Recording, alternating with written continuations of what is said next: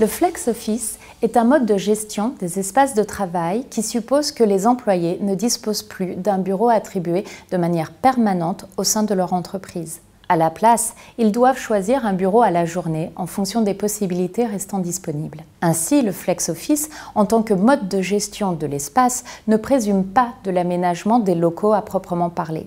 Pour autant, souvent, nous le trouvons organisé en open space, ce qui explique pourquoi ces deux termes sont souvent confondus. Autre point à préciser, fréquemment, les entreprises adoptant ce mode de gestion des espaces de travail choisissent de ne pas utiliser le terme flex office, mais optent plus favorablement pour des expressions moins marquées négativement telles que hot desking, clean desk, bureau dynamique ou encore environnement dynamique. Dans les faits, cela revient au même usage, à savoir des bureaux non attribués de manière permanente. Dans la littérature scientifique spécialisée, on parlera plus volontiers de bureaux non territoriaux car en effet, ce type d'organisation ne permet plus aux employés de s'approprier un espace bien à soi dans les locaux de leur entreprise et de fait, ils ne peuvent plus territorialiser un espace en y laissant des effets personnels comme des photos de famille, des goodies ou des petits souvenirs tels que nous pouvons le voir encore avec les bureaux territoriaux.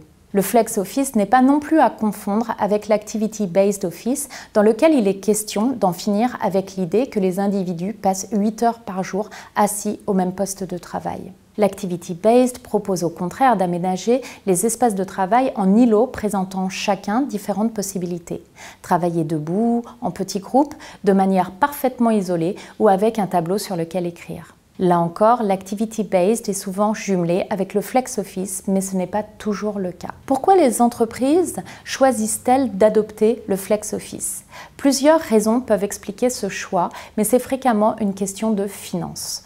En effet, il faut se souvenir que l'espace est pour les entreprises le deuxième poste de dépense derrière les salaires. De fait, il est souvent tentant d'y réaliser des économies. Or, en adoptant la solution du flex office et en organisant la rotation du personnel présent sur site, il est possible de réduire en moyenne de 30% le nombre de postes de travail à financer. Plus concrètement, la question du taux d'occupation réel des bureaux est l'indicateur qui fait pencher la balance pour cette solution.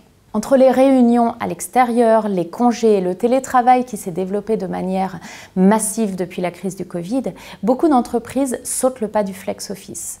Côté usager, son accueil est souvent mitigé tant il modifie le confort d'usage et les rituels entre collègues.